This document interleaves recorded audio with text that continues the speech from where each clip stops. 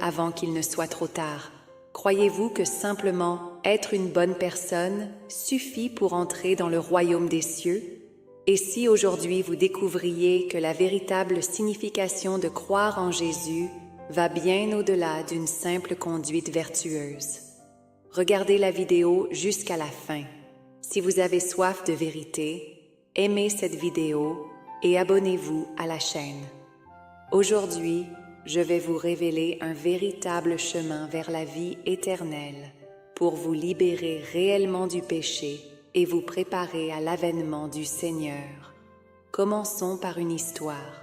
Un jour, un homme entra dans une église avec son petit garçon et demanda au pasteur: « Peux-tu lui expliquer pourquoi il faut croire en Dieu ?»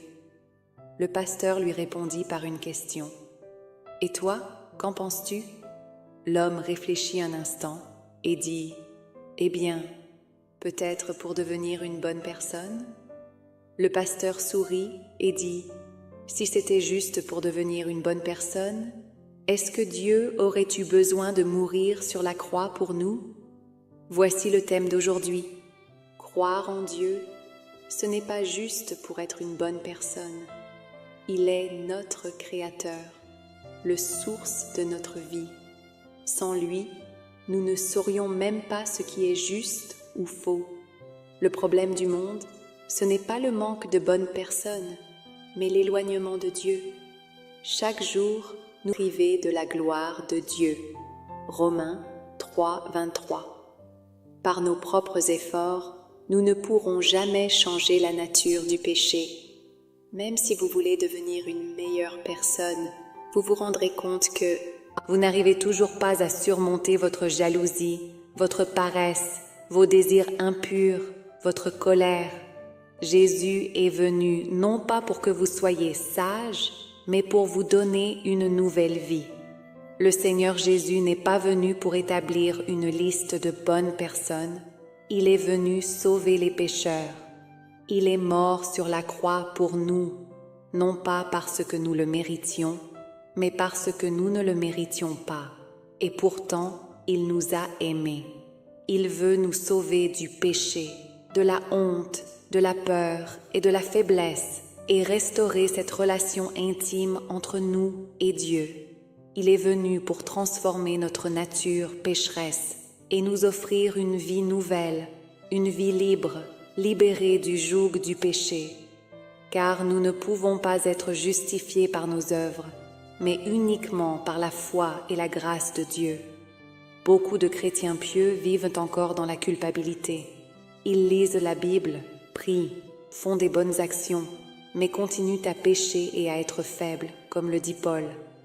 Car je sais qu'en moi, c'est-à-dire dans ma chair, il ne demeure rien de bon, car le vouloir est présent en moi, mais le faire le bien est impossible. Romains 7, 18. Pourquoi cela? Parce que le Seigneur Jésus, à l'époque de la grâce, a seulement accompli l'œuvre de rédemption, pardonnant nos péchés, mais il n'a pas éliminé notre nature pécheresse intérieure. Nous avons encore de l'orgueil, de la rébellion, de l'égoïsme, du mal. C'est la racine de notre déchéance. La Bible prophétise que le Seigneur reviendra pour accomplir l'œuvre du jugement et de la purification. Le Seigneur Jésus a déjà prophétisé.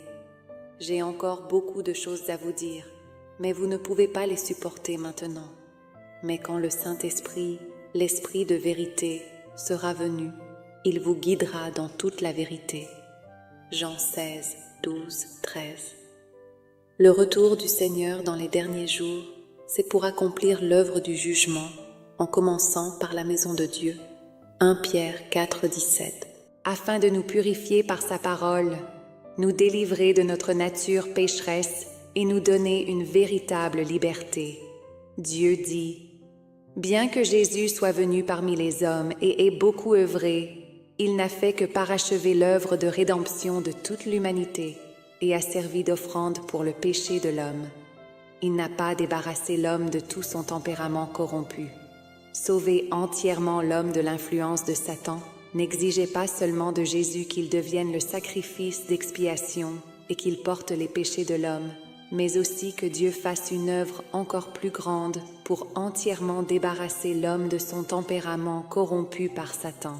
Et donc, après que l'homme ait été pardonné pour ses péchés, Dieu est redevenu chair pour conduire l'homme dans la nouvelle ère et a commencé l'œuvre du châtiment et du jugement. Cette œuvre a mené l'homme dans un domaine plus élevé. Tous ceux qui se soumettent à sa domination jouiront d'une vérité supérieure et recevront de plus grandes bénédictions.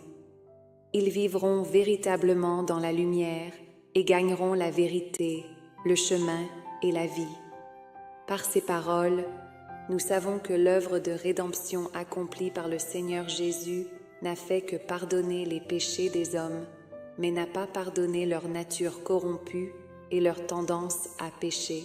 C'est pourquoi le Seigneur Jésus reviendra pour accomplir l'œuvre de jugement dans les derniers jours, afin de résoudre définitivement le problème de la nature satanique de l'homme, de purifier les humains, de les sauver et de les rendre dignes d'entrer dans le royaume de Dieu.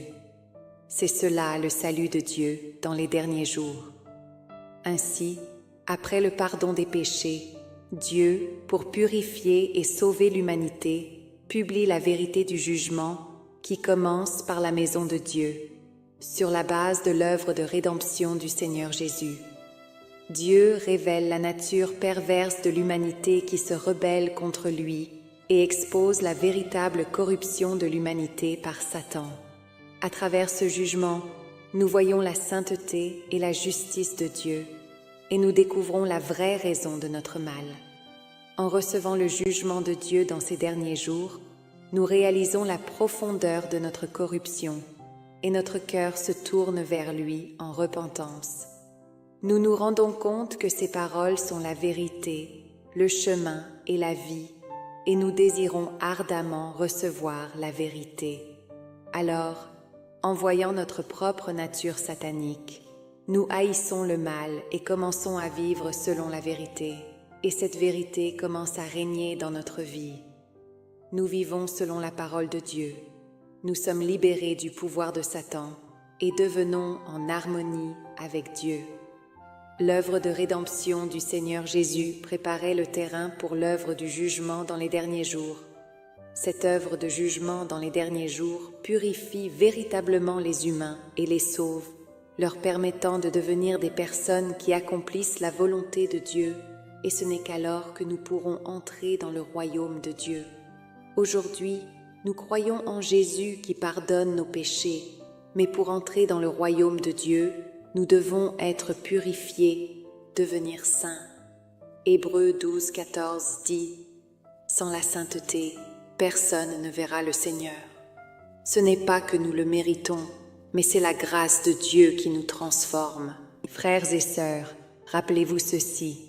Ce n'est pas par vos propres efforts que vous serez sauvés, ni par votre grande piété que vous serez justifiés, mais c'est parce que Dieu vous aime et vous accorde librement sa grâce.